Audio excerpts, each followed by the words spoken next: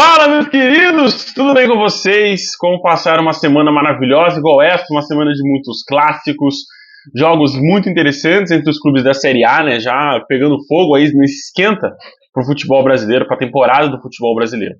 Meus queridos, sejam muito bem-vindos ao Na Rede Contonaro. Aqui eu trago análises das principais equipes do futebol brasileiro, né? Os 20 clubes da Série A e qualquer campeonato que eles vão disputar ao longo do ano. Dei uma escanteada aí nos amistosos de Flamengo e Vasco, porque são muitos jogos nesse começo de ano, né? São mais de 20 jogos, contando com esses amistosos, eram mais de 20 jogos. Então fica um pouco complicado para eu, uma pessoa só, acompanhar todos esses jogos. 20 já tá um número um pouco ocioso, tô trabalhando com ele, mas acima disso já fica um número um pouco mais impossível de trabalhar. Mas é isso, meus queridos, vamos começar então pelos jogos de terça-feira. O Corinthians recebeu a equipe do São Paulo no clássico, né, no majestoso aqui do estado de São Paulo, e o tabu caiu, né? O Corinthians tinha um tabu histórico de mais de 10 anos aí defendendo a Itaquera, né, na Neoquímica Arena agora, esse tabu de nunca ter perdido para o São Paulo em seus domínios. Isso caiu por terra na terça-feira, talvez, e isso só um talvez, tá? O São Paulo tem todos os méritos possíveis de ter conseguido vencer o Corinthians em Itaquera. Mas esse talvez seja o pior Corinthians que o São Paulo recebeu ou visitou em Itaquera nos últimos 10 anos. Um Corinthians completamente descompassado, sem conexão nenhuma com o ataque, apenas chutão, bola para frente. Matias Rojas completamente desconectado do jogo, Yuri Alberto também desconectado do jogo. Então falta essa peça de ligação que ano passado e nos últimos anos era o Renato Augusto. E quando o Renato Augusto não estava em campo, e aí essa falta de ligação entre defesa, meio de campo e ataque, era notória quando o Renato não estava em campo, e era onde o Corinthians se sentia muito, e os resultados, né, do Corinthians eram completamente negativos perante isso, inclusive o desempenho dentro de campo. O Corinthians é um time que briga por uma bola aérea, por uma falta, por um cruzamento, e mesmo assim, nesse começo de temporada, não consegue desenvolver isso ao ponto de ser a sua principal arma. O Corinthians é um time completamente apático, completamente sem sistema de jogo também. O Mano não conseguiu encontrar um sistema de jogo para esse time, e isso vem se refletindo nos últimos resultados, né? O Corinthians engatou sua terceira derrota seguida. O São Paulo, o time que ainda não perdeu no ano, consegue vencer, né? Os gols foram do Caleri e do Luiz Gustavo. O Luiz Gustavo no comecinho do segundo tempo, aproveitando a expulsão completamente infantil enfim, vamos ficar só no infantil do Caetano, né, zagueiro do Corinthians, que agrediu o Luciano. E o Corinthians ainda descontou no final com Arthur Souza, um belo gol da joia corintiana. Mas, meus amigos, a situação do São Paulo, vamos lá, baixar um pouquinho isso aqui. A situação do São Paulo é bem tranquila nesse começo de ano. É um time que está jogando bem, é um time que está mostrando alguns bons resultados, né, principalmente no Morumbi e agora na Neoquímica Arena. Eu acho que consolida esse bom momento do São Paulo, e o Corinthians completamente descompassado em campo. Acho que esse pode ser o grande resumo do majestoso de terça-feira. Também na terça-feira tivemos o confronto entre Botafogo e Portuguesa do Rio, né, que ficou no empate 1-1. Foi um começo muito animador do Botafogo, né? O Botafogo começou muito bem no Campeonato Carioca e agora já começa a tropeçar. Perdeu no último jogo e agora empata esse próximo, né? O Botafogo saiu na frente com o Tiquinho Soares, mas sofreu um empate da Portuguesa com o Anderson Rosa. Foi um jogo bom do Botafogo, criou oportunidades, mas ainda falta efetividade no Botafogo. Criar e converter, falta isso. E um jogo, onde eu falei no último vídeo do final de semana, que o Botafogo estava se tornando dependente dos Júniors, né, do Júnior Santos e do Jefinho, dos Jotas, Júnior Santos e Jefinho. Esse jogo, um dos dois não desempenharam um bom futebol. O Tiquinho Soares teve que entrar em campo, mas mesmo assim, com os dois abaixo, o Botafogo não conseguiu a vitória no Carioca. Na quarta-feira, a rodada cheia dos estaduais, né? Tivemos 10 jogos, tivemos o confronto entre Nova Iguaçu e Vasco, o primeiro Vascou do ano, né? Essa palavra aí que o Vasco deu a vascada, né? Foi o Vasco derrapante que a gente conhece, que a gente está acostumado a ver. Foi um jogo muito abaixo do Vasco, um desempenho ofensivo quase que nulo, e sei lá, eu acho que era o melhor momento do Vasco nos últimos 365 dias. No último ano, se a gente for pegar o recorte de ano, foi o melhor momento do Vasco disparado, que era líder do Campeonato Carioca, mas foi um tropeço completamente comum, normal, tranquilo. O Nova Iguaçu é um bom time, né, e venceu por 2-0 com gols de Carlinhos e Lucas Campos. Foi uma partida tão abaixo do Vasco, cara, que o gol da vitória, que sacramentou a vitória, saiu só nos acréscimos. Guarani de Bagé também venceu o Inter por 2-1 em seus domínios. Tony Júnior e Michel fizeram os gols do Guarani e o Pedro Henrique descontou para o Inter ainda no primeiro tempo de pênalti. O começo foi tudo do Guarani, o Inter começou a igualar um pouco mais da metade para o final, depois do gol. Óbvio que o Inter se tornou um time com mais pressão em campo, mas o Inter pecou demais na pontaria, né? Faltou pontaria para o Inter, chutou demais, criou muitas oportunidades, mas não conseguiu converter essas chances em gol. E aí para também numa ótima atuação do goleiro do Guarani, de Bagé, né? E o Inter fica nesses tropeços pelo gauchão. A gente não sabe como que a gente vai ver o Inter ao longo da temporada.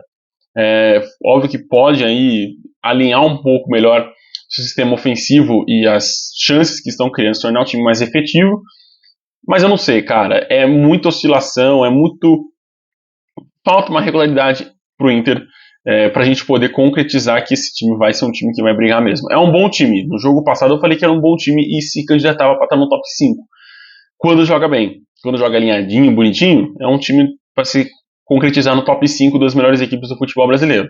Quando não, cara, é esse time desastroso como foi contra o Guarani. E principalmente os 2 gols do Guarani saíram em falhas defensivas do Inter, uma com o mercado um pouco mais escandalosa e a outra do goleiro do Inter. O Bahia também venceu pelo Baianão nos seus domínios por 2-0 a equipe do Barcelona de Ilhéus. Everton Ribeiro marcando mais uma vez e Rafael Ratão já no final do segundo tempo fizeram os gols do Bahia. Cara, o Bahia tá muito bem no Campeonato Baiano. Quando joga com os titulares, o time joga muito bem. Sobra no Campeonato Baiano, essa é a verdade. E teve o dobro de finalizações que o Barcelona, né? Foram 20-10 e muito controle de posse de bola, né? O Rogério gosta bastante disso e o time vai se encaixando. Vai se tornar, talvez não se torne um time top 5, um time que vai brigar na parte de cima, Libertadores, mas vai ser um time muito interessante para os mata-matas, para talvez alguma posição um pouco mais ali, sabe, tipo, talvez eu pegue esse 7º ou 8º lugar aqui, que talvez role uma Libertadores, uma pré-Libertadores, talvez o Bahia se candidate a isso e não como um time que vai brigar para não cair como foi no passado. É um bom time, precisa ainda alinhar algumas arestas, precisa, mas é um bom time e um time muito interessante para essa temporada de 2024. O Palmeiras venceu fora de casa a equipe do Bragantino, né, em confronto de Série A, o primeiro confronto de Série A que a gente vai... Não, segundo, né, tivemos Corinthians e São Paulo. O segundo confronto de Série A que a gente vai abordar aqui no vídeo. Flaco Lopes fez o gol da vitória palmeirense no finzinho do jogo. Cara, foi um jogo sonolento, foi um jogo triste de assistir. Eu perdi 6 anos da minha vida assistindo esse jogo. Mas foi um jogo que a gente consolida duas coisas, consegue ali consolidar duas coisas. O time reserva do Palmeiras é um bom time. É um time assim que se disputasse o Campeonato Brasileiro brigaria tranquilamente por um meio de tabela. Não ia brigar por título, também não ia brigar contra o rebaixamento ao longo de toda a temporada. É um bom time. Consegue vencer o Bragantino fora de casa com o gol do Flaco, que é o titular, mas se você pegar o 2023 inteiro, ele foi acho que a terceira opção do banco de reservas do Abel. Mas o Bragantino Massa Bruta precisa de um entrosamento, precisa entrar na temporada. O time não entrou ainda, tá jogando muito abaixo, tá com uma rotatividade, né, aquela pressão que a gente conhece do Bragantino não tá acontecendo. Então talvez o time precise entrar nos eixos de novo para poder fazer uma temporada um pouco mais honesta. Eu achava que o Bragantino poderia vencer, talvez, ali um Campeonato Brasileiro, conquistar o Campeonato Brasileiro, uma Copa do Brasil. Nesse momento aqui eu já acho que não. Acho que o Bragantino vai mesmo ser um coadjuvante novamente na temporada do futebol brasileiro. Pelo Campeonato Catarinense, tivemos a primeira derrota do Criciúma no ano, né? Outro time que vinha muito bem sobrando no Campeonato Estadual. Juninho Tardelli fez o gol para o Marcílio Dias, e aí, cara, foi só pressão do Criciúma, e o Marcílio Dias se segurando, e pressão do Criciúma, e o Marcílio ali na pressão, e conseguiu sair com a vitória. Mas faltou também efetividade para o Criciúma. Acho que é um tropeço completamente normal, não vai atrapalhar ao que o Criciúma vai desempenhar ao longo do Campeonato Brasileiro, que é brigar para não cair. Infelizmente vai ser esse o parâmetro do Criciúma. Cianorte Atlético Paranaense, o Atlético consegue mais uma vitória no Paranaense, agora com o gol do Jader, bem no fim do jogo. O Atlético está deixando um pouquinho emocionante as suas partidas, né? Deixando fazer gols no final do jogo, viradas no segundo tempo. Então acho que isso precisa ser melhor alinhado também com o Furacão. O Atlético não vai enfrentar equipes tão modestas, como o Cianorte, como as equipes que vai enfrentar no Campeonato Paranaense ao longo da temporada. Vão ser equipes muito cascudas e com, enfim, jogadores com mais qualidade. Mas o Atlético vem bem no Campeonato Paranaense, com os titulares, né, talvez até conquiste o Paranaense com sobras. No Cearense, a equipe mais difícil que o Fortaleza enfrentou foi o Iguatu até agora, muito bem defensivamente, óbvio que tomou 2 gols no primeiro tempo, mas é uma boa equipe, é uma equipe muito interessante para a gente acompanhar esse Iguatu. E o Fortaleza vence por 3-1 na sua casa, para você ter uma noção de como é a superioridade do Fortaleza no seu estado. Caleb 2 vezes e Thiago Galhardo fizeram os gols do Leão do Pici. Diego Viana descontou no fim de pênalti. Bom jogo do Fortaleza, volto a ressaltar, tá? Um bom jogo, um jogo muito interessante do Leão do Pici no Castelão. Flamengo venceu fora de casa com os titulares agora no Belém do Pará. Bruno Henrique e Gabriel fizeram os gols do jogo que o Flamengo venceu contra a equipe do Sampaio Corrêa. Cara, foi um jogo muito abaixo do que eu esperava desses titulares do Flamengo. No segundo tempo deu muito espaço para o Sampaio Corrêa jogar e trabalhar a bola e ser perigoso. Se fosse um time um pouco melhor ali, um Vasco, um Fluminense. Não, se fosse o Fluminense, o Flamengo tinha perdido. Um Vasco, Botafogo, talvez o Flamengo teria tropeçado e depois de abrir uma boa vantagem de 2-0. Né? Os 2 gols saíram no primeiro tempo. E aí, no segundo tempo, o ritmo caiu bastante dos titulares. E aí o Flamengo acabou dando muito espaço para o Sampaio Corrêa. Acho normal para o primeiro jogo dessa equipe, mas eu esperava um pouco mais. Eu tenho esse sentimento dentro de mim que esses times e esses jogadores, com o brilho que eles têm, com a qualidade que eles têm, eles poderiam ter desempenhado um futebol muito melhor do que foi apresentado em Belém do Pará, no Mangueirão, né, no estádio do Mangueirão. Na quarta-feira, também quase caminhando para o final, temos muitos jogos, isso é verdade. O Grêmio venceu o Juventude por 1-0. E assim como foi o Flamengo, cara, o jogo foi muito equilibrado. Mesmo o Grêmio saindo na frente, né, com o gol do Fábio logo aos 18 minutos do primeiro tempo, o Juventude conseguiu retirar forças ali de dentro e o Grêmio recuou também, chamou o Juventude para o seu campo de defesa. E o Juventude foi para o ataque, se lançou para o ataque, mas, cara, faltou muita pontaria. O Juventude conseguiu encurralar o Grêmio em diversos momentos do jogo, de fazer pressão de 15 minutos, 20 minutos, mas não conseguiu também converter essas chances que criou em gol, né? Teve muito chute fora da área que foi parar lá no Beira-Rio, saiu da arena do Grêmio, foi parar no Beira-Rio, foi parar aqui em São Paulo. Então, assim, faltou pro Juventude talvez essa paciência, essa calma, que com o Nenê em campo, isso eu acho que vai ser um pouco mais corriqueiro no Jaconeiro. Mas boa vitória do Grêmio, uma derrota também completamente normal pro Juventude, que vinha muito bem no Campeonato Gaúcho. Melhor até do que o Inter. Assino isso, tá? No meu termo. Juventude joga melhor do que o Inter. Jequié venceu o Vitória por 1-0, também a mesma coisa que o Criciúma. Só que o Vitória a gente sabe que tá jogando muito mal e provavelmente vai ser um dos times rebaixados do Campeonato Brasileiro. Azevedo fez o gol do Jequié na partida, que foi o gol ali nos acréscimos do primeiro tempo. E ali, a partir de então, o Jequié recuou, chamou o Vitória para o seu campo de defesa, fez o certo, porque o Vitória está um ataque desastroso ali na frente, e aí não conseguiu converter as chances que criou em gol. Cara, falta. O Vitória teve apenas uma finalização certa no jogo inteiro, que foi o gol que o Vitória fez, que foi anulado. Cara, é muito pouco para um time de elite do Campeonato Brasileiro. Você sair de casa e ter uma finalização só no gol. Tá? Isso em qualquer ocasião. O Vitória teria, inclusive o Criciúma teve isso, domínio do jogo, finalizações, chances criadas. O goleiro do Nacílio Dias fez boas defesas. Já o goleiro do Jequié, cara, nem encostou na bola. A chance que o Vitória teve e converteu, só que estava impedido, foi bem anulado. O Vitória acabou convertendo essa chance e foi a única que foi anulada. Depois o Vitória até teve uma pressãozinha ali, né? O PK foi expulso pela reclamação, mas, cara, muito abaixo o Vitória de todos os outros times da elite do Campeonato Brasileiro. O Vitória está muito abaixo. Talvez não muito de um time que eu vou falar aqui agora, não esse agora, o próximo, mas o Vitória está muito abaixo. O Cuiabá venceu de virada fora de casa pelo Campeonato Mato Grossense a equipe do Luverdense. Nicolas fez o primeiro gol do jogo para a equipe do Luverdense. Bruno Alves e Eliel viraram para o Dourado. Bom jogo do Cuiabá no segundo tempo, péssimo jogo no primeiro tempo, onde o Luverdense foi amplamente superior à equipe do Dourado. No segundo tempo, depois do gol, inclusive, eu acho que o Luverdense quis recuar e segurar o resultado. Chamou o Cuiabá para o seu campo de defesa. E aí tem jogadores um pouco mais de qualidade, como Pita, Daverson, esse Eliel que está surgindo muito bem com a camisa do Dourado. E aí, enfim, foi um pipoco ali na área, a bola sobrou pro Bruno Alves, ele conseguiu fazer o gol de empate, e aí o Cuiabá foi para cima mesmo. E no fim do jogo, nos acréscimos, o Davidson conseguiu encontrar muito bem o Eliel, bela assistência do atacante do Cuiabá, e aí conseguiu fazer o 2-1 e virar o confronto pro Cuiabá. É uma equipe que, como eu falo sempre nos vídeos, o Cuiabá sobra muito no Campeonato Mato Grossense por conta do seu profissionalismo e da qualidade dos seus jogadores. Então é normal que a gente chega aqui no final e fala, o Cuiabá foi campeão do Campeonato Mato Grossense de novo, inclusive com goleadas. Mas quando o time começa a jogar contra times, por exemplo, na Copa do Brasil, ano passado o time foi eliminado na primeira fase. Não sei se isso vai se repetir esse ano, mas o Cuiabá é um time que precisava de um campeonato estadual um pouco mais qualificado. É um excelente time, profissionais excelentes, mas precisa de um campeonato um pouco mais qualificado para preparar melhor essa equipe para o restante do ano. Tá, eu acho que essa é a minha opinião, enfim.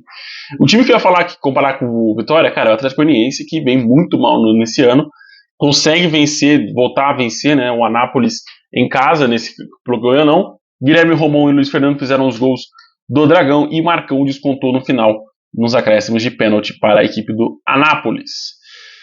Foi longe de ser um bom jogo do Dragão, muito longe mesmo. O time jogou bem, foi ok, uma partida muito ok, deu muito espaço pro Anápolis, só que o Anápolis é um time muito desalinhado em campo. E aí o Dragão, perdão. E aí o Dragão conseguiu fazer seus 2 gols, desperdiçou muitas oportunidades, finalizações completamente horrorosas em campo, chances claríssimas criadas e desperdiçadas. E aí o Dragão conseguiu vencer, acho que pelo volume que criou de chances, contra o Anápolis, que foi completamente inofensivo ao Dragão, mesmo fazendo um gol no final, e o resultado parecendo que foi, nossa, foi um jogo muito pegado, mas não foi. Fluminense venceu o Bangu por 4-1, né, de virada, olha só. Adson fez o primeiro gol do jogo para o Bangu, né, depois de uma falha de saída ali do Fábio. Cara, eu tenho muitas ressalvas com essa saída de jogo, tá? Muitas. Acho que quando funciona, cara, é excelente, perfeito, é lindo, é gostoso de ver. Mas eu não consigo entender que, em alguns momentos, quando a pressão tá muito grande, e quando o gramado não ajuda, como foi o gramado do Luso Brasileiro, onde o Fluminense jogou, não ajuda, o chutão é a melhor alternativa. Todos concordamos aqui, né? A bola veio pingando pro Fábio, a bola veio na pressão, veio, enfim, era chutar pra lateral, voltar pro gol, ou dar uma bicuda pra outra lateral, sabe? Tipo, é nesse momento que o famoso bola no mato que jogou de campeonato tem que entrar em prática. Gosto do Fluminense trabalhando a bola, gosto do trabalho do Diniz do Fluminense, só que tem que ter essa ressalva, cara. Às vezes chutar pra lateral é uma boa alternativa pra fugir de uma pressão e de uma chance de gol. Imagina se era Fluminense e, sei lá, Flamengo, pelo final do Campeonato Carioca. E o Fábio faz isso, o Fluminense perderia provavelmente o título do Campeonato Carioca, porque o Flamengo não iria deixar o Fluminense fazer 4 gols em um jogo com, perdão, o goleiro Gabriel do Bangu, mas com o goleiro numa noite completamente horrorosa, desastrosa foi a noite do Gabriel. Todas as chances que o Fluminense criou de grandes chutes no segundo tempo entraram no gol. Né, o Keno com cabeçada, o Arias também. Enfim, não foi uma boa noite do Gabriel. Tenho certeza que é um bom goleiro. Pra estar jogando, sendo profissional, tem que ser um bom goleiro. Mas nesse momento, o Gabriel não teve uma boa noite, e onde foi o Fluminense se aproveitou desse quesito. Chutando de fora da área, chutando o Arias fazendo um belo gol. Mas a chance que o Fluminense teve essa colaboração do Gabriel, uma noite muito abaixo. Mas óbvio que o Fluminense teve um segundo tempo muito melhor, muito superior, onde fez os 4 gols na partida, mas para a primeira partida desse time titular, assim como o Flamengo, falta ainda ritmo de jogo para esse time, a gente poder falar, putz, o Fluminense voltou, o Fluminense veio, ainda falta Renato Augusto, falta as peças Antônio Carlos, zagueiro, jogar, que eu acho que vai ser bem interessante, e dá pra gente também ter uma noção, o Fluminense indo, né, então pensei, André, será? Mas é isso, meus queridos. Esse foi o vídeo de hoje. Agradeço a presença de vocês até aqui. Um abraço, fiquem com Deus e até carnaval. Aproveitem com responsabilidade, viu? Pelo amor de Deus. Até mais. Tchau, tchau.